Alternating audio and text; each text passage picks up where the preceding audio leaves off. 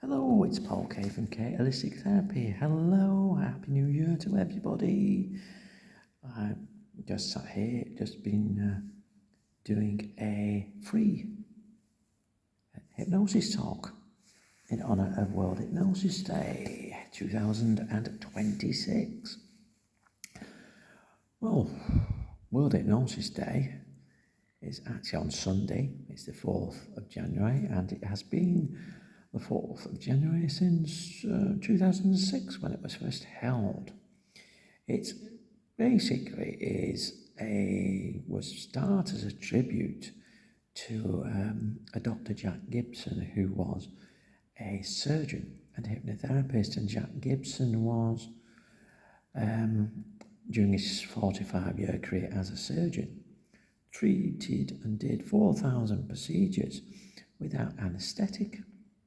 Now, some people, of course, cannot take anaesthetic. They cannot use anaesthetic because it can, in some instances, kill them if they have anaesthetic. But Jack Gibson spent another 25 years in retirement when he treated, and it's estimated during his career, he treated about 60,000 people, or did 60,000 treatments. Now, those may not have all been individual treatments. There may have been some group treatments there, I would expect. But he was a great advocate for using hypnosis in hospitals, and he campaigned to get it used more in hospital settings. He died in 2005, and the first World Hypnosis Day was the 2006. So it's 20th year now. Fascinating. It's hypnosis, fascinating. One of the things that got me interested in hypnosis was the pain aspect of it, and the pain relieving aspect of it. Because I worked before I did hypnosis and hypnotherapy, and I was working in physical therapy, and from the very start I was treating people for pain. I was treating people for back pains, neck pains, arthritis, sports injuries, all sorts of things like that. So it's all pain related, basically, and helping people overcome injuries and manage their pain. But I heard of a guy called James Esdale. Well, I'd read it in a book about this guy called James Esdale. He was a Scottish surgeon, and during the Crimean War, he was using what at the time was called mesmerism, which is the forerunner of, say, hypnosis, basically. But mesmerism, he was trained in mesmerism. But during that time, the Crimean War, which is the 1850s, there was no anaesthetic, and your chances of surviving an operation were around about 50-50. Now, Esdale was an army surgeon, and he was amputating, and the mere shock of the amputation was enough to kill a lot of people. So a lot of soldiers died on the operating table or soon afterwards. So your chances of survival were not very good. Now, Esdale decided to try and use his mesmerism, and he used it on a lot of people. He successfully did operations with it, and what happened was the mortality rate was much improved. The percentage of people surviving went up, and the recovery time was better. So obviously less people die. Now, when I read about this, I thought, well, you can do amputations just using hypnosis. I mean, you've got to have a good chance of treating all sorts of other pains with it successfully, because that would be probably pretty extreme pain of having your leg amputated. So I thought, well, I've got to study this a bit more, because I got people coming in for treatment, physical therapy treatment, and they should have got better. The treatment they were given, everything that was done for them, they should have got better from whatever that injury was. And some of them didn't. I thought, well, this was interesting because we touched on basic psychology in the training of the physical therapy training, physiology, the psychology of injury and etc. But I thought, well, this needs some further investigation.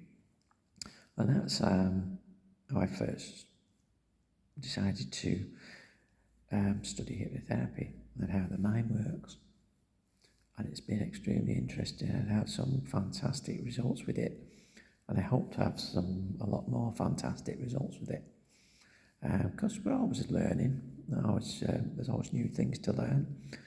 And I've had people from all sorts of things that, actually it saved their job in some instances. Their job's been saved. So hypnosis is really a state of pure focus. It's sort of the myths about it are still, misconceptions which are still out there, unfortunately, which is one of the things that World Hypnosis Day set out to try and help by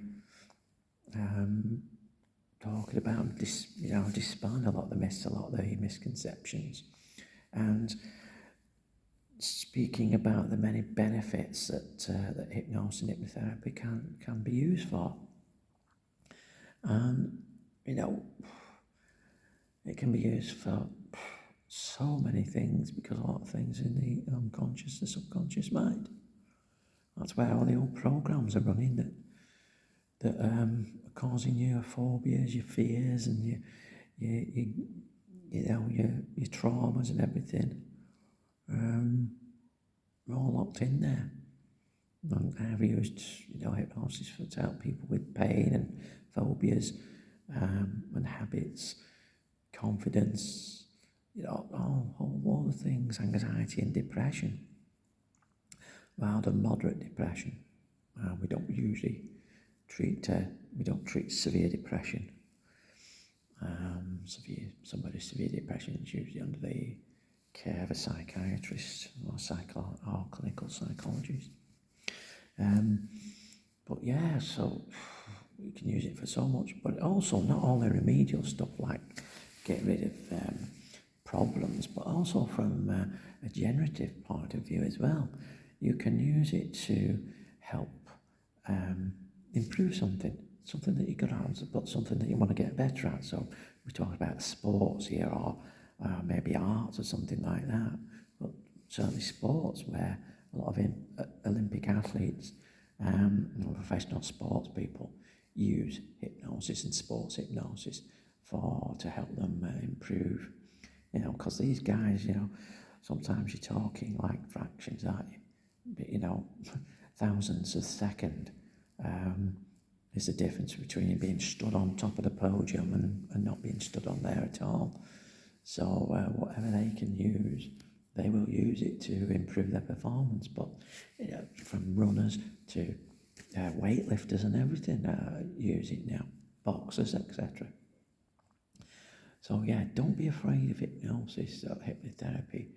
And a lot of things you see on TV, you've got your Hollywood hypnosis and things on TV for entertainment, and it's quite honestly, some of it is pathetic and it's rubbish.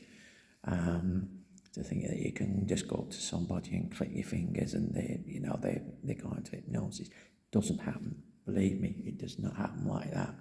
That's absolute garbage. There's a lot goes on before that you don't see on TV or in the movies. I'm telling you that now. I've been in this business now for 24 years, and I can tell you that it just doesn't happen. You go up to somebody and try and jerk their bloody arm and put them into hypnosis, you're more likely to get a smack round the chops. Okay? So, I won't try it if I were you, that. Because, as I say, you may get bashed. All right? So, it's been great. Okay, wish you all the best for the new year, and keep on smiling and doing what you do best. Bye.